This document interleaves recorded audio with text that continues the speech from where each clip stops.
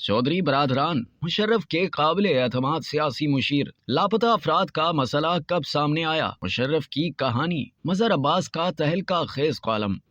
Senior सहाफ़ी और तजियाकार मजहर अब्बास अपने कॉलम परवेज मुशर्रफ की कहानी में 9/11 के बाद की तब्दीलियों पर रोशनी डालते हुए बताते हैं कि 9/11 क्या हुआ, दुनिया ही तब्दील हो गई और साथ ही पाकिस्तान का मंजरनामा भी। जनरल ज़िया का जहाद अफगानिस्तान हो या मुशर्रफ की दहशतगर्दी के खिलाफ जंग, पिछले 40 सालों में शायद ही हमारी सिविलियन क़यादत का इस सेल में कोई अमल दखल रहा हो। मजहर अब्बास बताते हैं कि उन्हें जनरल हमीद गुल ने एक बार बताया था कि जब उनकी बेनज़ीर भुट्टो से पहली मुलाकात हुई थी तो उन्हें ये बता दिया गया था कि रियासत की अफगान पॉलिसी क्या है और क्या रहेगी। इससे पहले वज़ीर आज़म मोहम्मद खान जुनेजो की हुकूमत इसी पॉलिसी से इनहराफ पर बरतरफ की गई थी। लिहाजा अगर ज़िया की पॉलिसी के नतीजे में हमें अफगान मुहाजिरीन, मंशियात और असलहे के तोहफे मिले तो मुशर्रफ की पॉलिसी से दहशतगर्दी का एक ना रुकने वाला तोहफा। और ये दो पॉलिसियां बुनियाद बनी उस इंतहा पसंदी की जिसने पूरे माशरे को तबाह करके रख दिया। हर फौजी आमिर की तरह जनरल मुशर्रफ को भी चूंकि इक़्तिदार को तूल देना था, इसके लिए पहला वार अदलिया पर हुआ और दूसरा सियासत पर। इमरान खान उस वक्त सियासत में नए थे और क्रिकेट ही उनकी पहचान थी। मुशर्रफ ने करप्ट सियासतदानों के खिलाफ एक्शन का नारा लगाया तो कप्तान ने उनके साथ चलने का फैसला किया। हालांकि उनके चंद करीबी साथी महराज मोहम्मद खान और हामिद खान इसके खिलाफ थे। 2006 के आम इंतखाबात के बाद ये रोमांस उस वक्त खत्म हुआ तो मुशर्रफ ने इजलास बुलाया। खान साहब को उनके दाएं जानिब चौधरी शुजात और बाएं परवेज इलाही नजर आए। ये भी वैसा ही निकला। महराज साहब ने खान साहब के ये अल्फाज मुझे बताए।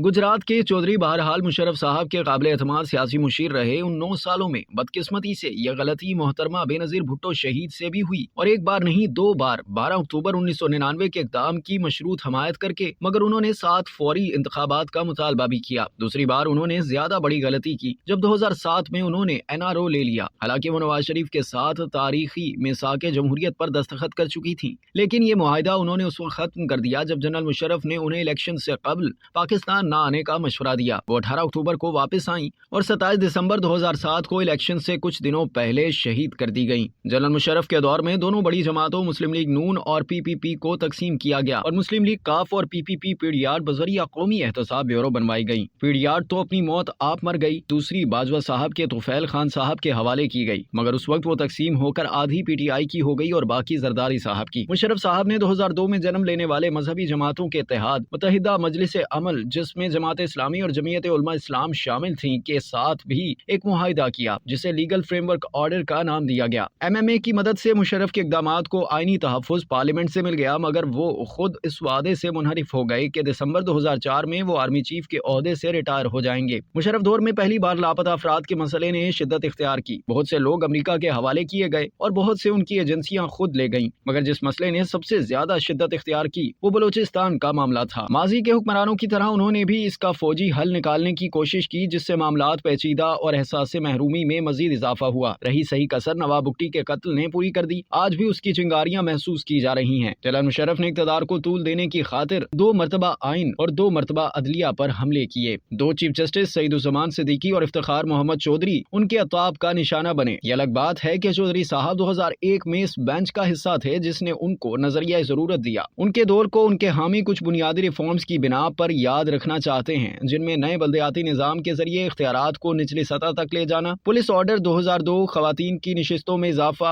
अक़लियतों के तहफ़्फ़ुज़ के लिए इक़दामात वगैरह शामिल हैं। अब तक के लिए इतना ही। मज़ीद जानने के लिए सब्सक्राइब कीजिए डेली जंग YouTube चैनल और लाइक कीजिए डेली जंग Facebook पेज।